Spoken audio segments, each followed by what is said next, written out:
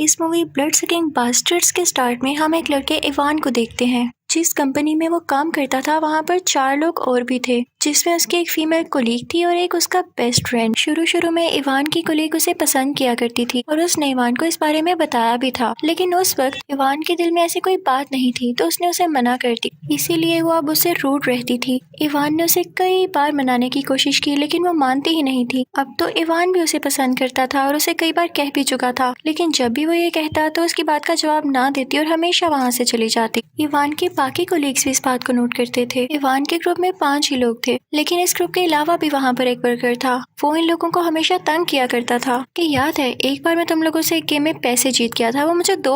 असल में इवान के बेस्ट फ्रेंड के अलावा जो 2 कोलीग्स थे उन्होंने इसके पैसे देने थे, लेकिन वो बहुत लेजी थे और आज तक उसके पैसे अपने पास रख के बैठे हुए थे। तभी उनमें से एक कोलीग बाहर रिसेप्शन पर जाता है और रिसेप्शनिस्ट से मीठी मीठी बातें करने लगता है। वो चाहता था कि ये मुझसे दोस्ती कर ले, लेकिन वो उसे अच्छा नहीं समझती थी क्योंकि वो बहुत बड़ा फ्लर्टी इंसान था।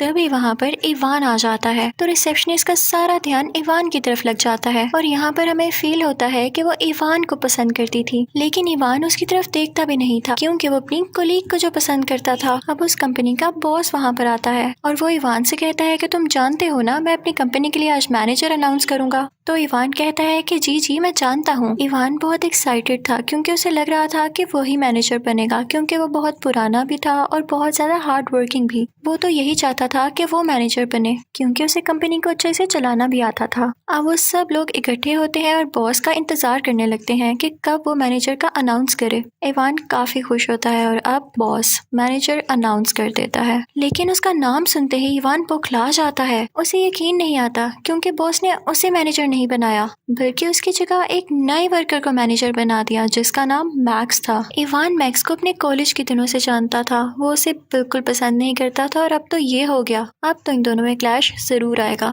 इनफैक्ट जब इवान कॉलेज में था तो उसकी गर्लफ्रेंड ने मैक्स के साथ मिलकर उसे चीट किया और इस बात की वजह से मैक्स को कॉलेज से इंसल्ट करके निकाल दिया गया। इवान के दिल में बस यही बात थी कि इतने बुरे आदमी को क्यों मैनेजर बना दिया। दूसरी तरफ मैक्स तो हवाओं में था, उसे बहुत खुशी थी मैनेजर बनने की। वो सबसे मीठी मीठी बातें करने लगता है और कहता है कि मैं आपके लिए अच्छा मैनेजर साबित होऊंगा। वो सब लोगों के दिल में घर बना लेता है पहले दिन ही। इवान को इस बात का बहुत गुस्सा था और वो बेचारा गुस्सा करता भी क्यों ना। वो बॉस के पास जाता है और कहता है कि आपने सही फैसला नहीं लिया, आपने क्यों किया ऐसे। तो बॉस कहता है कि देखो इवान, मैं जानता हूँ तुम कितने हार्ड वर्किंग हो और मेरे पास कितने अरसे से काम कर रहे हो, लेकिन देखो मुझे कैपेबिलिटी भी तो देखनी है ना। वो बेशक नया है लेकिन वो जानता है कि कंपनी को कैसे चलाना है। बॉस कहता है कि बस तुम अपने काम पे ध्यान दो। इवान वहाँ से हर्ट होके चला जाता है। इवान नोटिस करता है कि मैक्स पहले ही दिन उसकी दोस्त यानी कोलीग से मीठी मीठी बातें करने लगता है जैसे वो सबसे किया करता है। इवान वहाँ पर आता है तो वो अजीब तरह से देखता है तो मैक्स कहता है कि क्या देख रहे हो मुझे,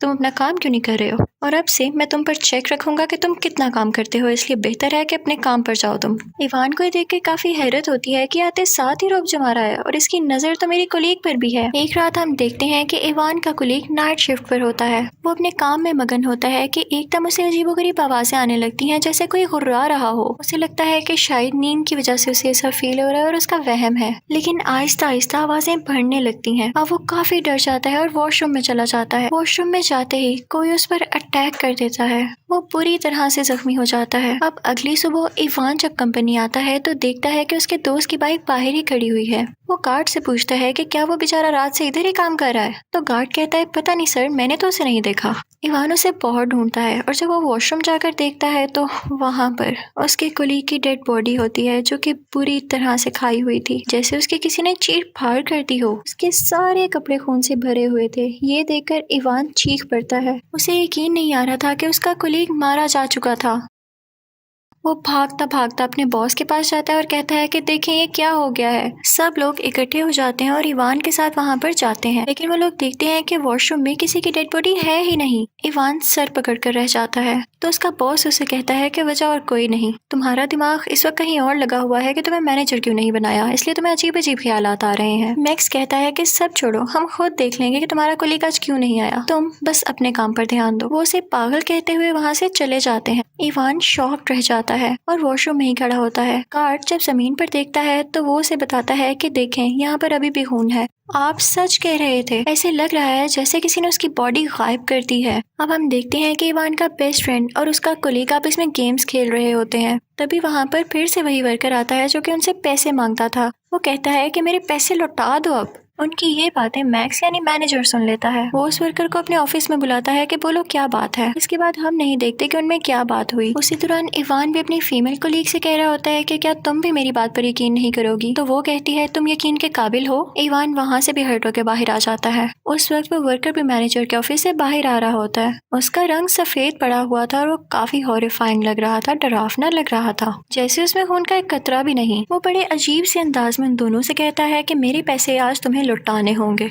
अगर ना लौटाए तो शाम तक अपना हाल खुद देख लेना। और ये कह के वो वहाँ से चला जाता है। वो तीनों काफी हैरान हो जाते हैं क्योंकि उस वर्कर में इतना कॉन्फिडेंस था ही नहीं कि वो इस तरह से बात करे। खैर वो इस बात को इग्नोर कर देते हैं। इवान उस रिसेप्शनिस्ट को कॉल करता है कि क्या तुम बेसमेंट में जा सकती हो, मुझे वहाँ से कुछ जरूरी फाइल्स चाहिए। वो बहुत खुश होती है कि इवान ने मुझसे बात की, लेकिन बेसमेंट में उस पर कोई अटैक कर देता है। फिर हम इवान के बेस्ट फ्रेंड और उसकी फीमेल कोलीग को देखते हैं जो कि लंच कर रही होती है। इवान का बेस्ट फ्रेंड उससे कहता है कि आप छोड़ भी दो गुस्सा, इवान इतना भी बुरा नहीं है। तो वो कहती है मुझे इससे कोई फर्क नहीं पड़ता कि वो अच्छा है या बुरा, मैं बस इतना जानती हूँ कि वो पागल है और स्टूपिड है। पीछे से इवान भी आ जाता है और ये सब सुन लेता है। उसे देख के उसकी फीमेल कोलीग वहाँ से चली जाती है। वो वहाँ से गुस्से से निकल जाती है और जाते हुए से वो रिसेप्शनिस्ट नजर आती है। उसका रंग भी अब काफी सफेद हो चुका था, लेकिन उसने लिपस्टिक लगाकर खुद को कवर करने की कोशिश की थी। वो अजीबोगरीब हरकतें करने लगती है, लेकिन वो फीमेल कोलीग उसे इग्नोर करते हुए वहाँ से निकल आती है। दूसरी तरफ हम इवान और उसके बेस्ट फ्रेंड को बातें करते हुए पाते हैं। वहाँ पर वो वर्कर भी आ जाता है जिसके इन्होंने पैसे देने थे, यानी इवान के दोनों कोलीग्स ने। वो उसके साथ बोर्ड पर जोर से एक चाकू मारता है और कहता है कि देख लो टाइम निकला जा रहा है। इवान का बेस्ट फ्रेंड काफी डर जाता है कि कहीं ये मुझे मार ही ना डाले। वो इवान से कहता है कि फिलहाल अभी के लिए तुम इसे $20 दे दो, मैं तुम्हें बाद में लौटा दूंगा प्लीज। रात को इवान और उसका कोलीग दोस्त ऑफिस ही रुके होते हैं क्योंकि उन्हें बहुत सारा काम था। इवान अपने दोस्त से कहता है कि क्या तुम बेसमेंट में जा सकते हो, मुझे वही फाइल्स चाहिए, अभी तक नहीं मिली। जैसे ही वो जाता है इवान खुद मैक्स के ऑफिस में चला जाता है। इवान जब मैक्स के ऑफिस में जाता है तो देखता है कि उसके दोस्त की पिक्चर को हाईलाइट किया गया है, सर्कल किया गया है, जैसे इसके पीछे मैक्स का कोई इंटेंशन हो कि उसे मारना चाहता है। और यही नहीं, बॉस की पिक्चर पर भी उसने हाईलाइट किया हुआ था। दूसरी तरफ बेसमेंट में उस कोलीग को वही रिसेप्शनिस्ट मिलती है जो कि उसे अपनी तरफ अट्रैक्ट करती है, लेकिन इसी दौरान उसकी शक्ल खौफनाक हो जाती है और वो उसकी गर्दन पर काट लेती है। इवान को पता चल चुका था कि मैक्स असल में है कौन। वो था एक वैम्पायर और वो बाकी सबको भी अपने जैसा बना रहा था। उसे देख के काफी गुस्सा आता है और वो बाहर निकल आता है तो देखता है कि उसका कोलीग जख्मी है। वो उसे कहता है कि तुम यहाँ से चले जाओ। उस दौरान ऐसे लग रहा था जैसे कोई और भी वहाँ पर आ रहा है, तो इवान खुद को एक रूम में लॉक कर लेता है और इसी के साथ कोई रूम का दरवाजा जोर जोर से नॉक करने लगता है, पीटने लगता है। इवान वहाँ पर डर के छुप जाता है और उसकी आंख लग जाती है। अगली सुबह बॉस, मैनेजर और उसका बेस्ट फ्रेंड वहाँ पर आते हैं और जब बॉस ये देखता है कि ये सो रहा है तो वो इवान से कहता है कि बहुत हो गया, मैं तुम्हें नौकरी से निकाल रहा हूँ। तो मैनेजर यानी मैक्स बॉस से कहता है कि कुछ नहीं होता, इसे एक और चांस दे दे, है तो ये अच्छा वर्क करना। इवान काफी डरा हुआ था। वो बॉस से कहता है कि मेरा कोलीग भी मर चुका है, यकीन नहीं आता तो देख लेना, वो भी आज नहीं आएगा। लेकिन ये क्या, वहाँ पर तो वो कोलीग आ जाता है। तो बॉस एक टॉन्टिंग वे में हंसता है और उससे कहता है कि तुम वाकई पागल हो चुके हो, तुम्हें सिर्फ अपने काम पर ध्यान देना है और आइंदा मैं तुम्हारे मुंह से बात ना सुनूं कि ये मर गया है, वो मर गया है। इवान अपने बेस्ट फ्रेंड के पास आता है और कहता है कि तुम्हें भी मेरी बात पर यकीन नहीं है, मैं झूठ नहीं बोल रहा। तो उसका बेस्ट फ्रेंड उसे तसल्ली देता है और कहता है कि मेरे दोस्त, मुझे यकीन है क्योंकि मैं अपनी आंखों से ये देख चुका हूँ। मेरे साथ हमारी कंपनी का कार्ड भी था, वो भी इस बात का गवाह है कि मैक्स ने एक लड़की को काट कर उसे वैम्पायर बना दिया था। अब वो तीनों एक ग्रुप में हो जाते हैं, एक साथ मिल जाते हैं। वो अपनी गाड़ी में जाते हैं ताकि कुछ वेपन्स यानी हथियार लेकर आ सकें और तभी वहाँ पर कंपनी का चौकीदार यानी पीएन उन पर अटैक करने लगता है क्योंकि वो भी वैम्पायर बन चुका था, लेकिन वो लोग उसे स्टैप करके मार देते हैं। वो तीनों मिलकर कंपनी के अंदर जाते हैं और कहते हैं कि हम बॉस को बता देंगे कि बहुत हुआ, मैक्स असल में वैम्पायर है और क्या क्या कर रहा है। अंदर जाते हैं तो कंपनी के सारे वर्कर्स वैम्पायर बने होते हैं और उन पर अटैक करने लगते हैं, लेकिन वो तीनों बचते बचाते बॉस के ऑफिस में चले जाते हैं। वो उसे मैक्स के बारे में सब कुछ बता देते हैं। वो उसे सब बातें बताते हैं जिससे वो यकीन कर सके,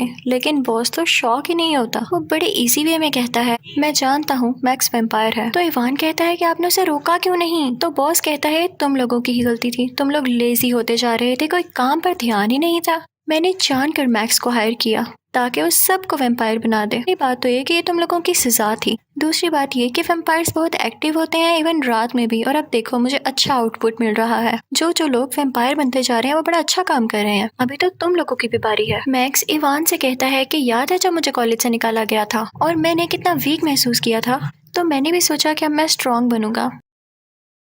मैंने वैम्पायर बनने के तरीके जाने और साथ ही साथ बिजनेस भी सीखा। मैंने बहुत मेहनत की और अब देखो मैं कहाँ हूँ, और मेरे अंडर जितने भी लोग काम कर रहे हैं तुमसे ज्यादा मेहनती होते जा रहे हैं। इवान उसे इग्नोर कर देता है और बॉस से कहता है कि आपको समझ नहीं आ रही है, ये आपको भी मार देगा। ये आपकी जगह लेना चाहता है और आपकी जगह बॉस बनना चाहता है ताकि इस कंपनी को ये खुद चलाए। ये सुनकर बॉस की आंखें खुल जाती हैं और वो मैक्स से कहता है कि क्या तुम यही चाहते थे। मैक्स उसके पास जाता है और उसकी गर्दन तोड़ देता है, जिससे बॉस मर जाता है। और सबका शक अब दूर हो चुका था कि मैक्स अब वाकई ही बुरा आदमी है और वो जो चाहता था उसने कर दिया। इवान की फीमेल कोलीग काफी डरी होती है तो वो इवान लोगों की टीम में ही आ जाती है। सब वैम्पायर्स उन पर मिलकर अटैक करने लगते हैं। मैक्स दूर खड़ा ये देख रहा होता है और ये तमाशा एंजॉय कर रहा होता है। दूसरी तरफ इवान की टीम भी मुसलसल वैम्पायर्स का मुकाबला कर रही होती है। वो पूरी मेहनत से एक एक करके सब वैम्पायर्स को मार देते हैं। यहाँ पर हमें ये भी अंदाजा होता है कि इंसान सबसे अच्छी और पावरफुल क्रिएचर है, उनकी जगह कोई नहीं ले सकता। अगर वो हार्ड वर्किंग और कंसिस्टेंट हो, यानी दिल से अपना काम करें, तो वो सबसे आगे निकल सकते हैं। मैक्स इवान की फीमेल कोलीग को पोजेस कर लेता है और अपने ऑफिस में ले आता है। दूसरी तरफ कुछ बचे हुए वैम्पायर्स उन पर अटैक करने की कोशिश करते हैं, लेकिन गार्ड उनके बीच में आ जाता है और वो बेचारा खुद जख्मी हो जाता है। अब वो बेचारा भी इंसान नहीं रहा था। इवान किसी न किसी तरह मैक्स के ऑफिस में आ जाता है और अपनी फीमेल कोलीग को बचाने की कोशिश करता है, लेकिन मैक्स यहाँ पे बहुत पावरफुल हुआ था। वो उन दोनों को मारता है, उन्हें इंजर्ड कर देता है। इवान की फीमेल कोलीग हिम्मत करती है और एक मैशेटी उसके सर में दे मारती है, जिससे मैक्स काफी जख्मी हो जाता है। फिर उसके बाद वो उसके दिल पर भी स्टैब करती है, जिससे फाइनली वो मर जाता है और ब्लास्ट हो जाता है, जिसकी वजह से उसका खून चारों तरफ फैल जाता है। लेकिन इवान और उसकी दोस्त काफी खुश थे कि उन्होंने उस वैम्पायर, उस जालिम इंसान को मार दिया, जो कि असल में इंसान कहलाने के काबिल ही नहीं था। इवान की दोस्त यहाँ पर शर्मिंदा होती है और इवान से सॉरी करती है कि मैंने तुम्हें इतना अरसा गलत जाना, जबकि तुम बहुत अच्छे इंसान थे जो सबका भला चाहते थे। उन दोनों का यहाँ पर फिर से पैचअप हो जाता है। अब उनमें सुलह हो चुकी थी और वो फिर से एक साथ थे। अब वहाँ से इवान, उसकी कोलीग और उसका बेस्ट फ्रेंड मिलकर चले जाते हैं। लेकिन फिर हम उस कंपनी के अंदर का सीन देखते हैं, जब मीट वहाँ पर सफाई करने जाती है और बिखरा हुआ और खून से भरा हुआ कमरा देखकर वहीं पर रुक जाती है। तो पीछे से इवान का वो कोलीग जो आखिर में वैम्पायर बन चुका था और वो बच चुका था क्योंकि उसे किसी ने नहीं मारा था, वो उस मेड की नेक पर काट लेता है और फिर वहाँ से चला जाता है। इसी सीन के साथ ही मूवी भी यहाँ पर खत्म हो जाती है। Thank you for watching.